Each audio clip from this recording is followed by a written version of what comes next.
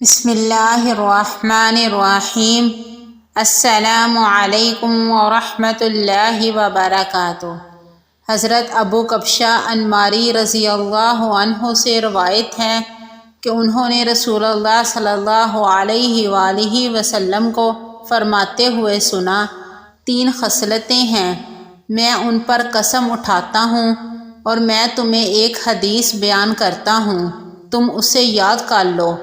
وہ چیزیں جن پر میں قسم اٹھاتا ہوں یہ ہیں: صدقہ کرنے سے بندے کا مال کم نہیں ہوتا، جس بندے کی حق تلفی کی جائے اور وہ اس پر صبر کرے تو اس کے بدلے میں اللہ اس کی عزت میں اضافہ فرماتا ہے، اور بندہ جب کسی سے سوال کرتا ہے تو اللہ اسے فقر میں مبتلا کر دیتا ہے۔ رہی وہ بات جو میں تمہیں بتانے جا رہا ہوں، اس کو خوب یاد رکھنا۔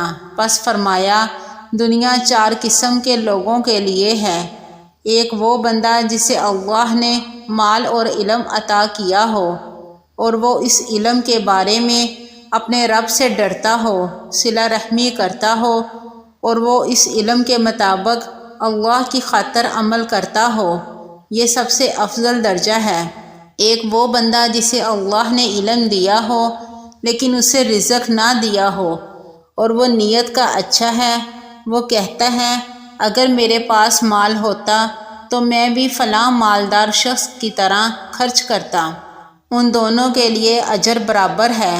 اور ایک وہ بندہ ہے جسے اللہ نے مال عطا کیا لیکن علم نہیں دیا، تو وہ علم کے بغیر اپنے مال کی وجہ سے بے راہ روی کا شکار ہو جاتا ہے، اور وہ نہ تو اپنے رب سے ڈرتا ہے اور نہ صلہ رحمی کرتا ہے اور نہ ہی اسے حق کے مطابق خرچ کرتا ہے، یہ شخص انتہائی برے درجے پر ہے۔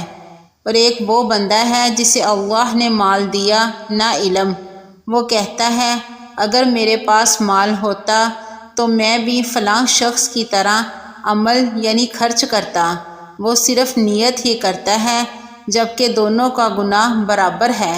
مشکوٰۃ المصابیح حدیث نمبر 5287۔